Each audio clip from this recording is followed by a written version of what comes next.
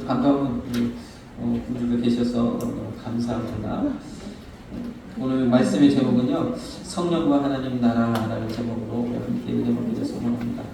로마서 8장 1절에 2절에 있는 말씀처럼 죄와 사망의 법에서 우리를 건져주시고 성령의 법으로 우리를 다스린다. 그래서 성령님은요, 우리가 함께 하실 때에 꼭 우리를 하나님의 나라의 백성으로 이렇게 살아가도록 또 이렇게 성경은 표현하고 또 말씀하고 있는 줄 믿습니다.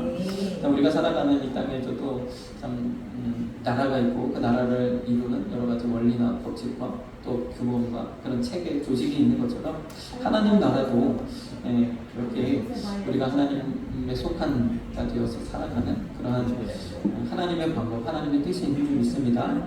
세상 나라와 하나님의 나라가 다른 듯하지만 그러나 본질적으로 다르다. 그래서 우리가 추구하는 이 땅 가운데서도 참 하나님의 나라와 같은 그러한 일이 있기를 우리는 바라지만 세상은 우리는 연약하고 부족하고 죄인들이라 우리 그런 죄로 말미암아 아담과 하와로부터 주어진 원죄 그리고 우리의 욕심과 또 정욕으로 인한 자범죄 이런 것들로 인해서 항상 우리는 연약함과 한계를 가지고 있죠. 그래서 참 우리가 그래서 그러한 것들을 우리가 늘 생각하면서 나라와 민족을 위해서도 기도해야 되는 것 잊어서는 안 되는 줄 믿습니다. 우리 사사기 21장 25절에는 이런 말씀이 있어요. 그때에 이스라엘의 왕이 없으므로 사람이 각각 그 소견에 오른 대로 행하였더라. 이스라엘 백성들이 그 시대는 사사시대 때는 하나님의 왕을 허락해 주시지 않았죠. 왕의 제도를 허락해 주시지 않았어요. 어려울 때마다 하나님께서 사사들을 보내셔서 하나님이 세우신 특별한 지도자들을 통해서 이스라엘을 구원해 내도록 하셨죠. 그러나 백성들은 저마다 자기 생각대로 방향성을 잃고 영적인 방향성을 잃고 그냥 그렇게 나아가는 자기 방식대로 자기 생각대로 하나님을 섬기는 그런 일이 일어났어요. 그러면서 그것을 사람들이 왕이 없음으로 그랬어요. 왕이 없음. 우리를 진정한 우리를 다스리고 통치하시는 하나님의 통치와 다스림을 받지 못하기 때문에 그렇다는 거죠. 우리 사람들은 지난 시간에도 제가 말씀드렸지만 사람은 인간은 정치적 동물이다. 아리스토텔레스가 그렇게 얘기했다는 거예요. 생각해보면 정말 그렇고 사람은 참 무리를 지어서 공동체를 이루어서 사회를 구성하고 그렇게 살아가지만 항상 이 정치적인 영향을 발휘하고 뭔가 사람의 뜻을 모아서 한 방향으로 나아가고자 하는 그런 습성을 가지고 있는 동물들과는 달리 그래서 뭔가 정치적인 목소리를 내고 그렇게 하면서 어떤 그 권력에 대한 욕심도 있고 이런 것이 우리 사람이라는 거죠. 그래서 사람은 정치적 동물이라는 것은 우리 성경적인 버전으로 말씀하신 게 왕이 없으므로 사람이 각각 소견에 오르려면 사람들인데 이렇게 지도자를 왕을 원한다는 거죠. 그러나 하나님이 원하시는 하나님의 뜻이 어디 있는지를 오늘은 우리가 말씀을 통해서 보기를 소망하는 겁니다. 참 사람들이 각각 소견에 오른 대로 행하였다. 하나님이 뜻하신 대로 거룩한 방법으로 하나님께 나아가야 되는데 저마다 그냥 우상을 세우고 이게 하나님이라 하고 그냥 거기에 절하고 거기에 우리도 많은 세월 동안 그렇지 않았습니까? 아침에 물 떠놓고 비나이 나고 하나님께서 복 주실 것을 마을옥에 있는 큰 나무를 우리 바라보면서도 거기다가 절하면 하나님 복 주실 것을 또 1년에 한 번씩 돌아오는 제삿날에 제사상을 가지고 그 산딸의 부러지들을 차려놓고 하면 우리 조상신들이 우리를 또 복 준다고 하고 묘자리를 잘 살피면 잘 해놓으면 복 받는다고 얼마나 많은 그런 참 각각 소견에 오른 대로 행하였습니다. 진정한 우리의 왕이 없을 때 이러한 일이 일어난다는 거죠. 우리가 그런데 이 민족이 정말 하나님을 우리가 온전하게 만나니까 하나님께서 이 땅에 복음을 허락하시고 놀라운 은혜와 발전을 우리에게 주셨는지 믿습니다. 참 이 왕이 없음으로 그렇게 하니까 제가 그 단어가 생각나더라고요.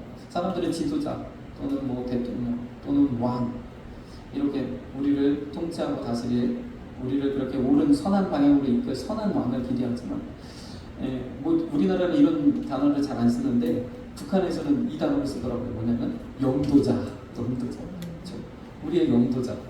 우리의 삶뿐만 아니라 우리의 경제적인 것뿐만 아니라 우리의 정신적인 것 또는 우리의 영적인 것까지도 이끌어갈, 인도할 그러한 지도자를 우리 사람들은 찾는다는 거죠. 북한에서 너무 자주 쓰는 말이라 우리는 잘 안 쓰는데 누가 또 우리의 인도자가 되겠습니까? 하나님 한 분 외에는 그와 같은 사람이, 그와 같은 존재가 없는 줄 믿습니다. 이렇게 사사기를 우리가 보면 정말로 참 암울한 시대예요. 영적으로도 암울하고 참 많은 수많은 어려움이 있었고 외세의 침략을 받았고, 그렇게 사람들이 어렵고 힘들게 살았던 이유는 하나님을 떠나서 그냥 자기 방식대로, 하나님이 원하는 방식대로 살지 못하고 하나님 뜻대로 거룩하게 살지 못하고, 그러니까 어떻게 도덕이 땅에 떨어져 죄가 죄인지 모르고 이렇게 하나님을 섬긴다고 하면서 우상을 섬기고 하는 일들이 발생하게 되어진 거죠. 근데 성경은요, 사무엘서로 넘어가면 사무엘이 활동하던 그 시기로 넘어가면서 뭐라고 말씀하시냐? 그 문제가, 그 원인이 물론 백성들의 그런 도덕적 타락, 또 하나님 품을 떠나서 그렇게 말씀대로 살지 못했던 것도 있지만 영적인 지도자들의 이 이야기를 하시는 거예요. 사무엘상 3장 1절에 보면 그 바로 직전에 이 사사시대를 끝내면서 하나님 사무엘을 일으키셨거든요. 그때의 마지막 제사장이었던 엘리 제사장은 완전히 그 가문을 멸하신 거예요. 그리고 레위지파가 아닌 사무엘을 나시린으로 새로운 제사장으로 세웠어요. 그만큼 이 영적인 지도자들의 이러한 무지, 영적인 무지. 여기도 보니까 여호와의 말씀이 희귀하여 이상이 흔히 보이지 않는다. 하나님의 뜻이 무엇인지 몰랐다는 거예요. 제사장들조차도. 그래서 제가 자세한 말씀은 안 드리지만 그래서 이런 문제가 있었다. 그래서 우리도요 마찬가지. 이 나라가 잘 되기 위해서는 교회가 바로 서고 저와 여러분들이 하나님 말씀을 온전히 순종할 때 하나님 이 나라를 버리지 않죠. 온전하게 붙으시는 줄 믿습니다. 그래서 우리 눈에 보이는 그런 제도와 이런 것에 있지 않냐고 하나님께 있음을 우리가 늘 구하면서 나아가야 되는 거죠.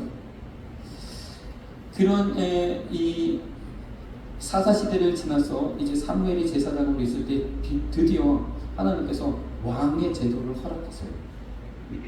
드디어 이스라엘 백성들이 우리에게도 또 왕을 달라. 아마도 이전에도 우리에게도 왕을 달라 요구를 했을 것 같아요. 그러나 하나님 그때는 허락하시지 않았지만 이 사무엘 때에는 이것을 허락하십니다. 사무엘상 8장 5절 보니까 우리에게 왕을 세워 우리를 다스리게 하소서. 우리는 항상 여러 가지 문제 가운데 있을 때 항상 우리는 생각하는데 대통령이 문제야. 누가 문제야? 우리 뭐 제도가 문제야? 법이 문제야? 이렇게 생각할 수 있어요. 그러나 나 한 사람이, 여러분 한 사람이 하나님 뜻 안에서 올바로 세워갈 때 하나님께서 그들을 통하여 놀라운 역사를 이루시는 줄 믿습니다. 아무것도 아닌 것 같은 순종이지만 그 작은 순종을 통해서 하나님께서는 이 나라를 버리지 않고 이 땅을 버리지 않고 새로운 역사를 이루어간다는 거예요. 하나님께서 놀라운 일들을 또 저와 여러분과 우리 한소망교회를 통해서 이루어가실 줄로 믿습니다. 이게 바로 하나님의 나라입니다. 하나님의 나라. 그래서 세상 나라와 하나님의 나라를 우리가 살펴볼 텐데 8장 7절의 말씀 보니까 그 요구하는 백성의 요구에 대해서 하나님이 이렇게 말씀하세요. 그들이 너를 버리면 아니요. 사무엘을 통해서 하나님의 말씀 듣고 음성 듣고 이스라엘 백성을 지도하고 그렇게 사무엘 평생을 통하여 그렇게 하나님 뜻대로 이스라엘 백성들을 이끌어 왔는데 왕을 달라고 하는데 왕을 달라고 얼마나 거기에서 사무엘이 마음이 실망했던지 그렇게 하나님께 구하고 하나님 뜻대로 이스라엘 백성들이 이끌었음에도 불구하고 왕을 달라고 하는 그 요구에 이 백성이 나를 버렸다라고 여겼다는 거죠. 사무엘이. 그런데 하나님 말씀은 너를 버린 게 아니라 나를 버렸다. 하나님께서 내가 왕 되는 것 그들이 싫어한다 말씀하는 거죠. 저와 여러분들은요 우리의 진정한 왕이신 하나님의 통치와 다스림을 받으시는 한 진정한 하나님 나라의 그러한 백성 되어지기를 주님의 이름으로 축복합니다. 왜 그러냐면요 눈에 보이지 않는 하나님을 잘 신뢰하지 못하는 거예요. 대신에 눈에 보이는 그런 통치자 선한 왕 그렇죠? 우리도 항상 그것을 구하잖아요. 우리가 대통령 선언을 하고 항상 할 때 우리 바라는 뭐예요? 정말 위대한 그리고 지혜롭고 이 나라를 온전하게 통치할 그런 지도자를 우리가 세워서 이 나라가 정말 잘 되기를, 그리고 다음 세대에도 정말 좋은 나라를 물려주기를 우리는 그런 원하는 마음이 있잖아요. 항상 우리는 그랬다는 거죠. 자, 그러면 이 사사시대를 우리가 좀 더 살펴보기를 소망합니다. 이 사사시대와 왕국시대를 성경에 기록된 그런 말씀들을 통해서 보면 하나님 나라와 이 세상 나라의 차이를 우리가 알 수 있는데, 이 로마서 8장 8절 안에 있는 말씀처럼 육신에 있는 자들은 하나님을 기쁘시게 할 수 없다. 그 어떤 제도로도, 그 어떤 것으로도 하나님을 기쁘시게 할 수 없다는 거예요. 오직 하나님 뜻대로 순종하는 저와 여러분들 통해서 하나님 기뻐하시는 줄 믿습니다. 사사기 6장 12절부터 6장에는 기드온에 대한 이야기가 나옵니다. 기드온. 여러분 들어보셨죠? 기드온의 300용사. 얼마나 대단합니까? 300용사 가지고 미디안의 성경을 보면 바다에 모래알 같다. 엄청난 그 대군을 300명으로 그냥 끄잡냈어요. 하나님께서 함께 하시는 놀라운 역사죠. 저는 이 기드온의 300용사 이야기를 들으니까 좀 우리나라도 못지않은 것 같아요. 우리나라 역사 가운데 얼마나 많은 위기가 있었습니까? 뭐 중국의 수많은 공격을 받았잖아요. 또 몽골로부터 공격을 받았고, 임진왜란 겪었고, 또 청나라의 병자호란 겪었고, 얼마나 많은 위기 가운데서 근데 이 조그만 나라, 인구도 그렇게 많지 않은 그 나라가 참 5,000년 역사를 이어온다는 게 참 대단한 거죠. 대단한 거죠. 심지어 수나라는 뭐 100만 대군인가요? 10만 대군인가? 기억이 정확하게 안 나네요. 아무튼 어마어마한 대군을 이끌고 왔는데 우리나라가 어디죠? 아무튼 막아냈지 않습니까? 지금 역사 공부도 제대로 했어야 되는데 막아냈어요.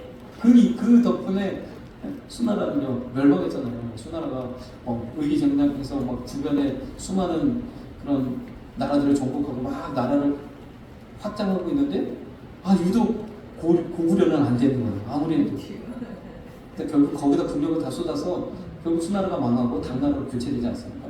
당나라도 마찬가지로 당나라도 우리 고구려를 계속 공격했지만 결국 고구려를 정복하게 참 이 고구려 정말 대단한 나라잖아요. 근데 당과 신라의 연합군에 의해서 결국 고구려가 멸망하고 통일신라 시대가 됐는데, 통일신라 시대가 되니까 어떻게 돼요? 당이 이제 신라도 접수하려고 그런 그걸 보이잖아요. 그러니까 어떻게 신라가 아주 바로 조치해가지고 당나라를 먼저 선제 공격하고, 그래서 통일신라를 굳건하게 이어가는 그런 과정들을 보게 되는 거예요. 천리장성을 쌓고. 이제 아무튼 뭐 그런 과정을 통해서 이루었고, 뭐 고려 시대 때는 또 몽골과의 30년 동안 항쟁의 그 기간이 있습니다. 참 그 30년 동안 우리나라 사람들 얼마나 힘들었습니까? 그럼에도 불구하고 그렇게 전쟁보다는 지혜를 발휘해서 그 몽골과의 항쟁을 이어갔던 우리나라의 대단하죠. 그때 그 당시에 몽골로 팔려가신 분들이 많이 있잖아요. 그래서 16살이 되기 전에 먼저 결혼하는 좋은 제도가 그때부터 있었다는 것 아닙니까? 왜냐하면 젊은 여성들 다 잡아가니까 그런 민족의 아픔이 있었지만, 그럼에도 불구하고 몽골에 대해서도 우리나라가 멸망하지 않았어요. 오히려 그래서 몽골 제국은 우리나라 갑자기 역사의 가게가 됐는데 기드온 보니까 그런 생각이 나더라고요. 어떤 분이 그러더라고요. 이 세계 학회에서 영어로 우리나라 그 몽고 항쟁에 대해서 영광으로 발표할 기회가 있어서 잘 못하는 영어로 이제 막 브리핑을 하는데, 거기서 어떤 분이 질문하더라고요. 당신이 지금 발음을 잘못해서 3년을 30년으로 얘기한 거 아니냐? 그랬다는 거예요. 아니, 우리 30년은 맞다고.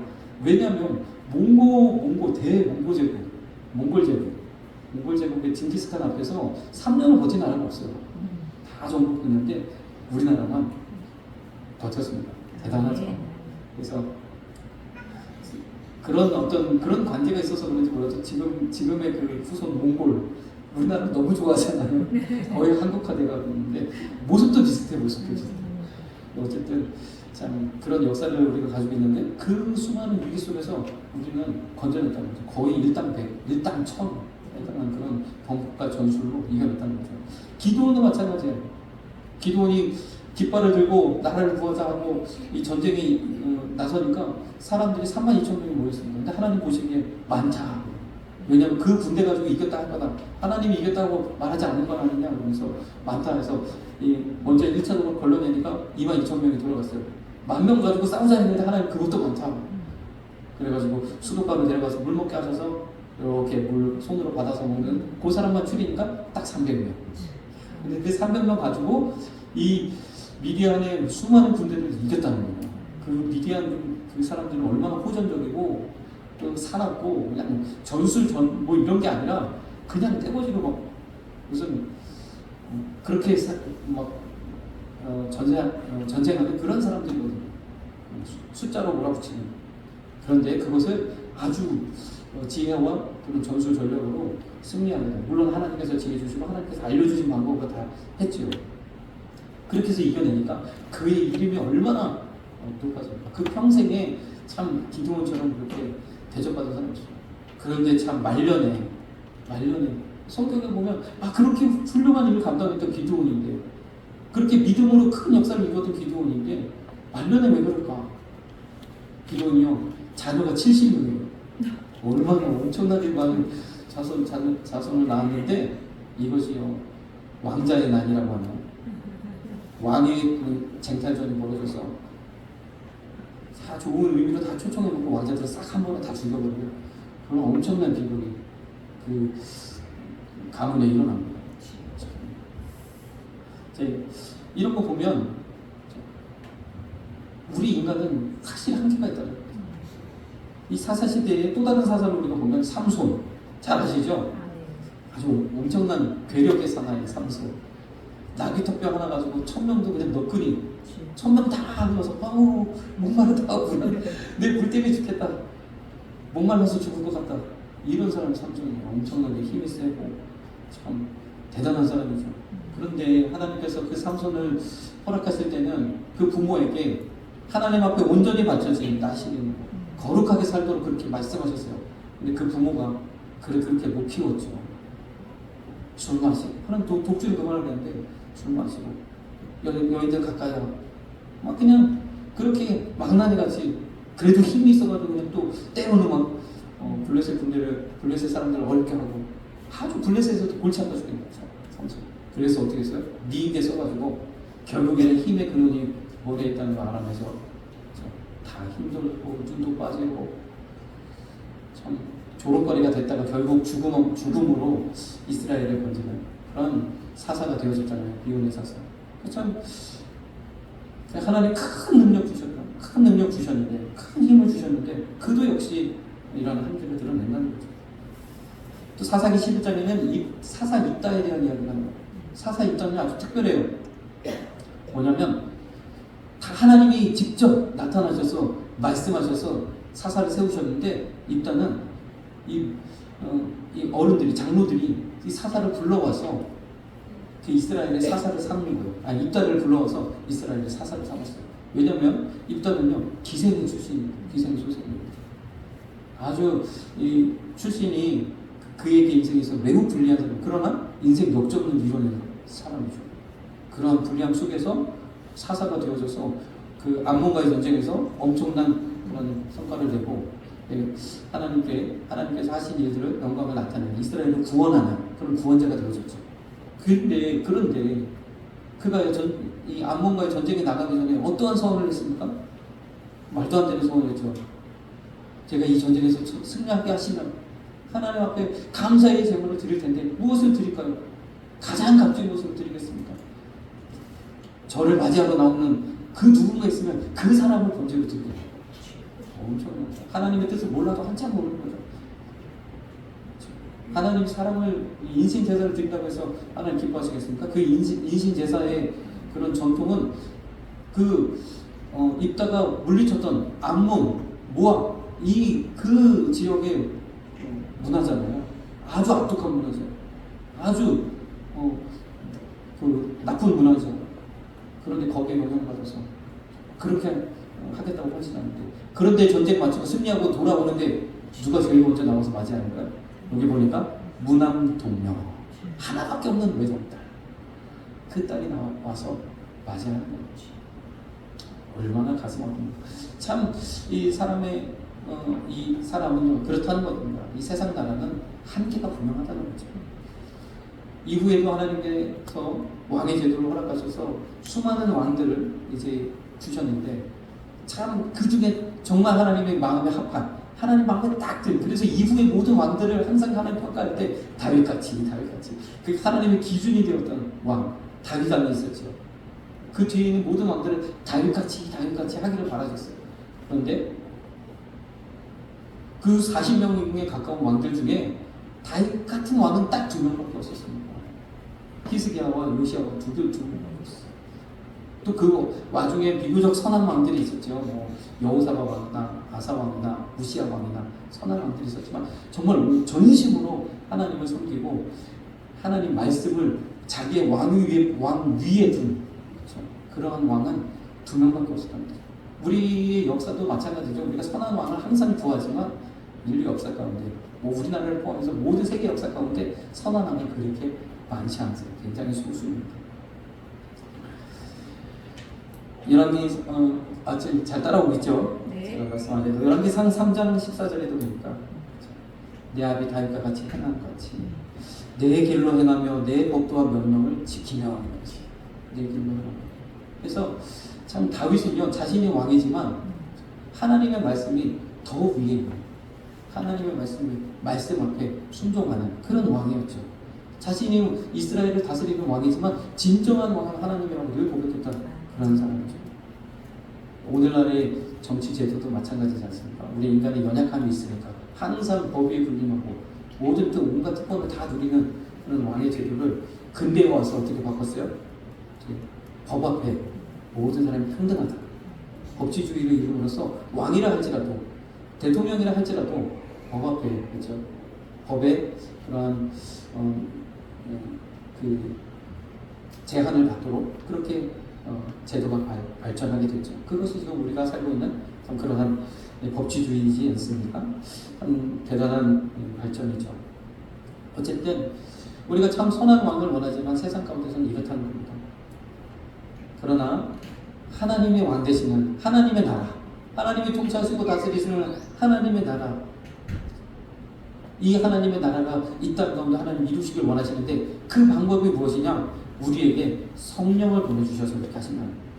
성령을 통하여 하나님의 나라를 이루어가십니다.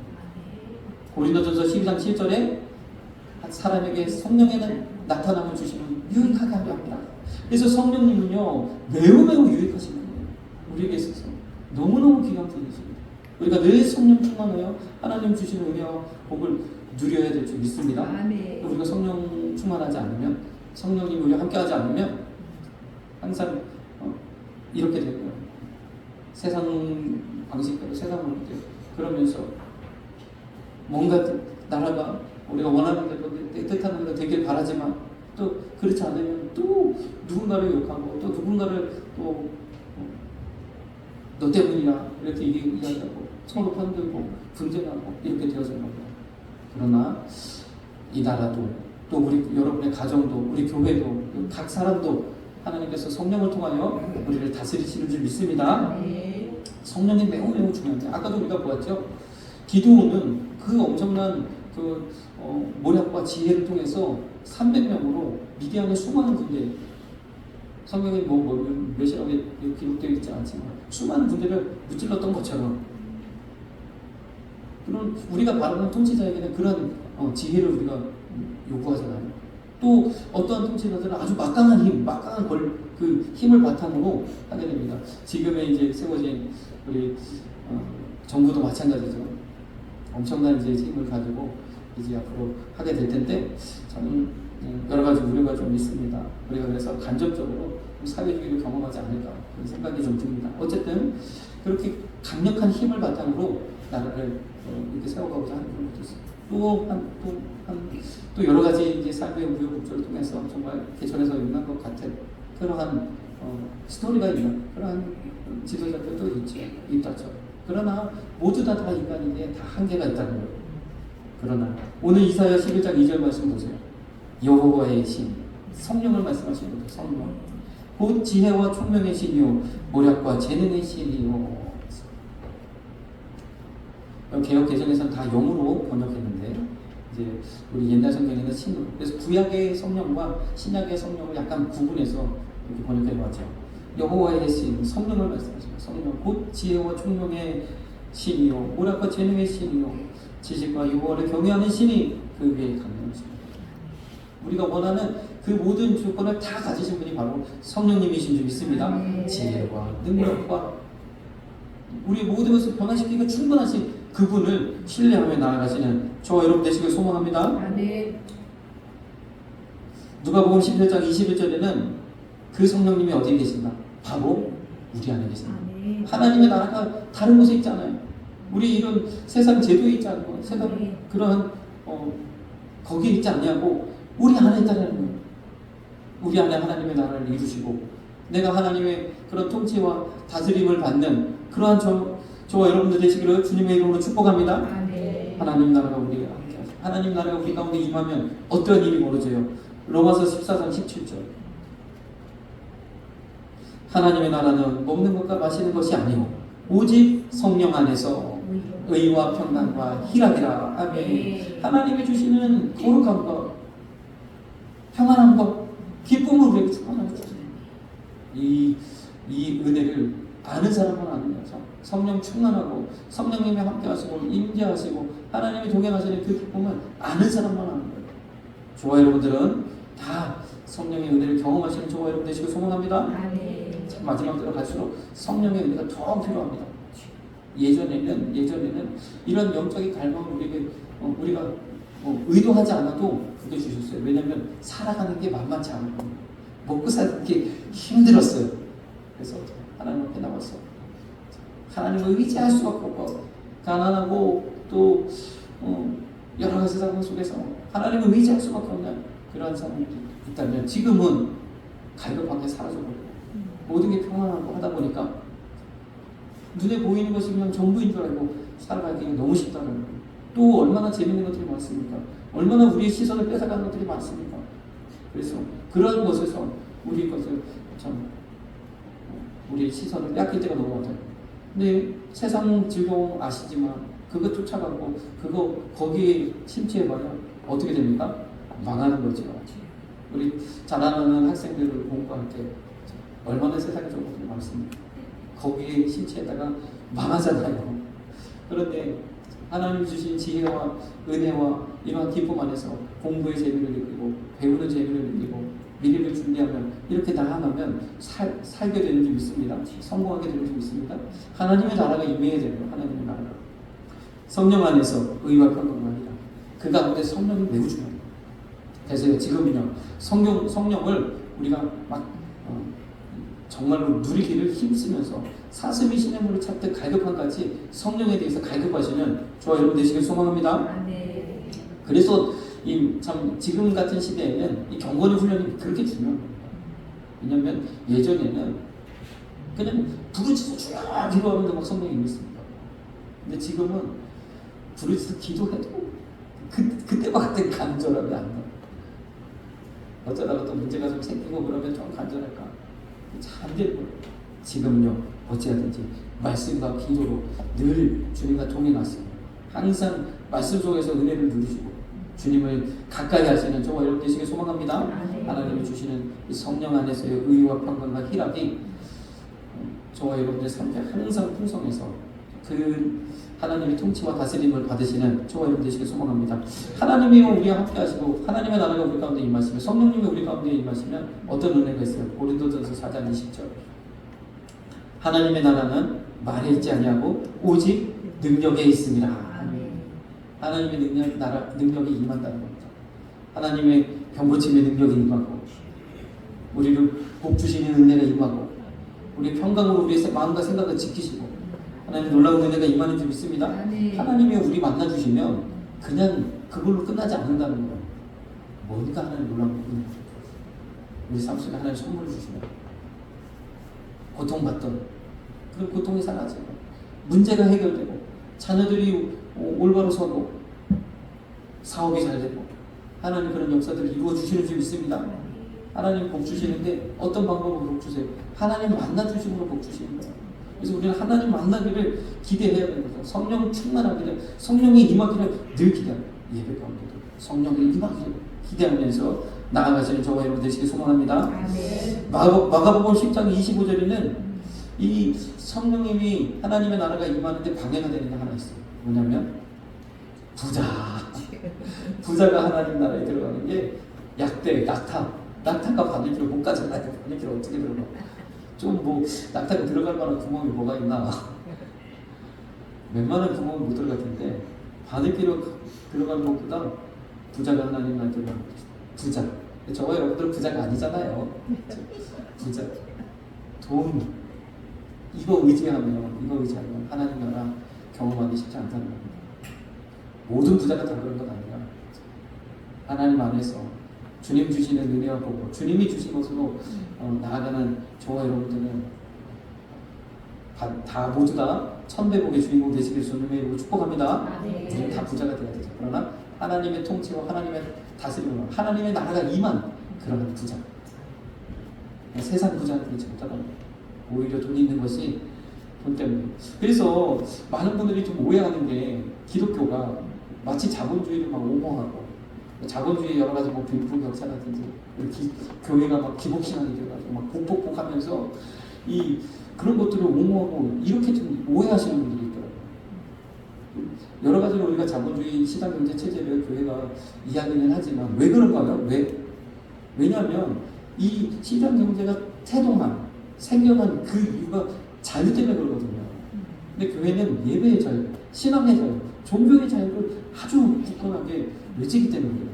거기에 있지 황금 만능주의를 우리가 이야기하는 게 아니에요. 그러나 이 자유 가운데서 사유재산을 인정하니까 인류가 최초로 사유재산을 인정하니까 어떻게 됐어요? 지금 같은 여러 가지로 불합리한 것 같지만 모순덩어리인 것 같지만 그러나 개인의 능력이 최대한 발휘되고 또 절대 빈곤이 사라지고 이런 성과들을 내면 이러한 경제 체제를 이루었다는 거죠. 이것이 정말 아까도 말씀드렸잖아요. 사람이 가지고 있는 모든 이 제도는 다 한계가 있어요. 믿음 안에서. 그래서 이 자본주의 시장 경제 체제는 반드시 교회가 있어야 됩니다. 교회가 함께 하지 않으면 체제 자체가 성공할 수 없어요. 미국도 영국도 우리나라도 복음과 함께하기 때문에 교회가 함께하기 때문에 자본주의가 성공했지 다른 나라에서 성공한 사례가 없습니다. 교회가 국민들의 의식 수준을 높여주고 여러 가지 그런 것들을 막아줄 때 그때 가능하다는 거죠. 굉장히 중요해요. 이 땅에 교회가 사라지면 어떻게 됩니까? 교회가 사라지면 제가 생각해봤어요. 교회가 사라지면 무슨 일이 일어날까? 다시 옛날로 돌아가진 않을 거 아니에요. 옛날처럼 뭐 다시 우리 민족은 특별히 전 세계에 가장 종교성이 강한 나라잖아요. 어떤 종교들이 우리나라에 들어오면 그냥 아주 그냥 열기는 일본에서 거의 사라지고 의미도 없는 종교 남녀호랑 개별한 종교가 있는데 그 종교마저도 그 어이없는 종교마저도 우리나라에 들어보니까 사람들이 얼마나 열심으로 그 종교를 따르는지 몰라요. 그런 것처럼 참 열심히 있는 이 나라가 만약 교회가 다 사라지면 어떻게 될까요? 다시 옛날로 들어가서 뭐 새벽마다 물 떠놓고 비나이트비나 다 할까요? 마을 위에 나무를 먹고 꼭 달라고 할까요? 안 그러겠죠.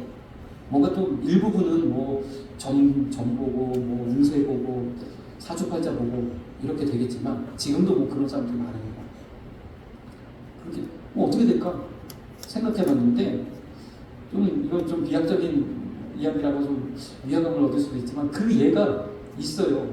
바로 우리 북쪽에 교회가 사라지니까 그렇게 되네. 대한민국에 우리도 그렇게 될 수 있다는 거죠. 교회가 어떤 역할을 하는지를 말씀드리기 위해서죠. 교회는 이 땅에 소망인 줄 믿습니다. 그게 얼마나 중요한지 영적으로 이 나라를 막아서는 이 모든 악의 세력에서 하나님의 공의와 정의가 이 땅 가운데 임하게 하는 그 일을 감당하고 있는 것이죠. 그래서 어쨌든 돈은요, 부자는 하나님 나라에 들어가기가 어렵다 말씀하십니다. 그래서 하나님 언제든지 하나님께 순종하며 나아가는 저와 여러분 통해서 역사하시는 줄 믿습니다. 그래서 성령님이 임하시면요, 우리를 하나님의 나라로, 우리 하나님의 나라의 백성으로 우리를 삼으시는데 그냥 백성이 아니고 하나님의 아들들의 나라로 삼으신다는 거예요. 이것이 중요합니다. 우리는 그냥 백성이 아니라 하나님의 아들로 하나님 취급하십니다.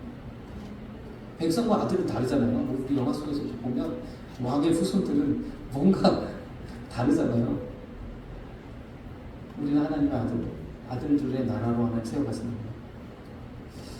그러기 위해서 하나님이요, 그 하나님의 나라를 우리 안에 주신다는 거예요. 우리를 영적인 존재로 만드셨잖아요. 영을 주셨어요. 영을 주신 이유가 뭐냐? 영을 주신 목적이 뭐냐? 하나님과 함께 거하시게 됩니다. 하나님과 함께 거하시게 됩니다. 우리 영의 목적은 뭐예요? 우리 영이 살아있는 목적은 뭐예요? 하나님과 함께 하십니다. 내 영이 하나님의 영인 성령과 함께 하실 겁니다. 얼마나 큰 은혜인지 모릅니다. 그 은혜가 저와 여러분들에게 있는 줄 믿습니다. 너희가 하나님의 성전이고가 예수님 믿지 않으면 그렇지 못합니다. 이게 안 되는 거예요. 이게 안 되는 거예요. 하나님의 나라를 경험하지 못합니다.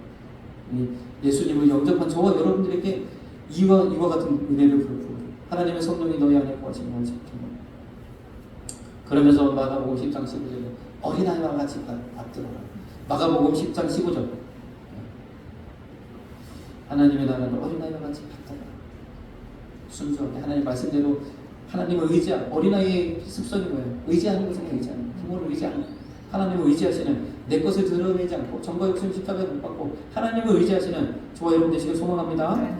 로마서 8장 5절에서 6절 육신을 쫓는 자는 육신의 일을, 영을 쫓는 자는 영의 일을 했어요. 육신을 쫓는 자는 육신의 일을, 영을 쫓는 우리는 성령을 쫓아 살아가시는 저와 여러분들 되어야 될 줄 믿습니다. 영을 쫓는다는 게 뭐예요? 성령님이 계시고 성령님은 매우 우리 유익한 분이시고 성령님을 늘 구하면서 나아가라는 거예요. 우리가 세상을 못하면 사니까 세상 가운데서 세상 건물에 영향을 받을 수밖에 없지만 그러나 성령님이 계시다는 거예요. 우리는 성령과 함께 해야 되는 존재라는 것을 늘 잊지 마시고 나가시는 저와 여러분 되시길 소망합니다. 오죽했으면 에베소서 5장 18절에 얘들아 술 취하지 말고 성령의 충만을 받으라고. 그래서 많은 분들이 그러잖아요. 술 취한 증상과 술이 들어오는 증상과 성령이 임재하는 증상이 비슷하다. 담대함도 생기고 성령의 충만을 받으시는 저와 여러분 되시길 소망합니다. 그러면 어떻게 해요? 주의 영이 계신 곳은 자유함이 있어요. 주님 안에서 그 어떤 것도 우리가 넘어갈 수 있고 그 어떤 소리도 넘어갈 수 있고 나를 해하고 모함하고 하는 것도 다 넘어갈 수 있고 오히려 사랑으로 품을 수 있는 저와 여러분들이 되시는 줄 믿습니다. 기도하겠습니다. 사랑해 주님 감사합니다. 늘 하나님을 의지하며